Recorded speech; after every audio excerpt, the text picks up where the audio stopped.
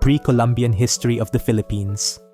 Before the arrival of Western colonizers, the Philippine archipelago was already a flourishing network of autonomous barangays, villages, and sultanates. Austronesian people migrated to the islands as early as 3000 BCE. According to historylearning.com, the Austronesians are Austronesian-speaking people who have been found to populate areas in Southeast Asia, Oceania, and East Africa. These include Taiwanese aborigines and most people on smaller islands such as Micronesia and Melanesia. There are various theories that explain their spread across the world, including the Out of Taiwan model, but the Austronesian Expansion Theory builds on this to specifically attempt to explain the populating of the Philippines.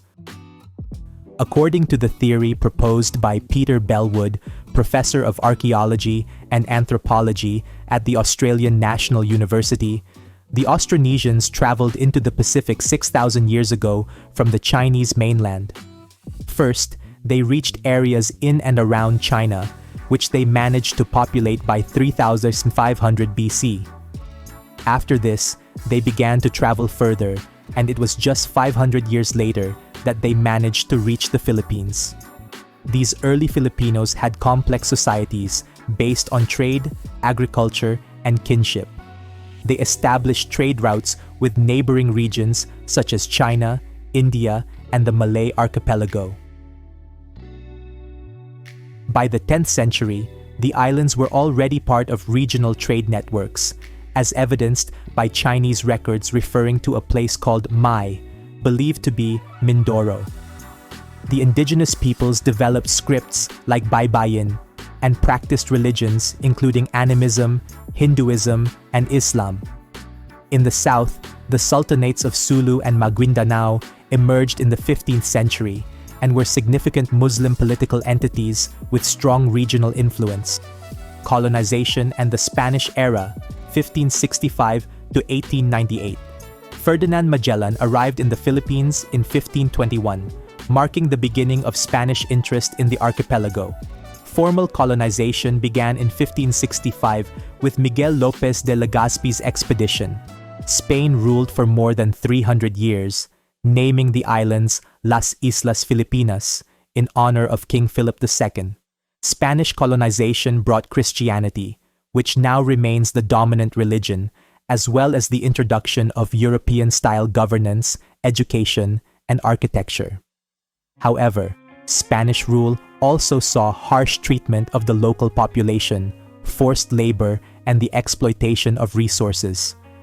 Despite repression, Filipino resistance grew over centuries, culminating in the Philippine Revolution of 1896, led by figures like Andres Bonifacio and Emilio Aguinaldo.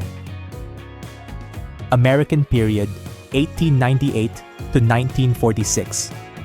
After the Spanish-American War, Spain ceded the Philippines to the United States through the Treaty of Paris in 1898. The U.S. introduced public education, infrastructure projects, and democratic institutions, but also faced resistance in the form of the Philippine-American War, 1899 to 1902, resulting in significant Filipino casualties.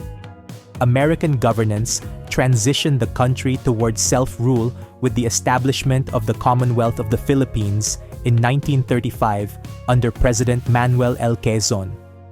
However, World War II interrupted this progression. In addition, Japan invaded and occupied the Philippines during World War II. The occupation was brutal, with atrocities like the Bataan Death March and the Battle of Manila, which left thousands dead. Filipino guerrillas and the Allied forces eventually liberated the islands in 1945. Independence.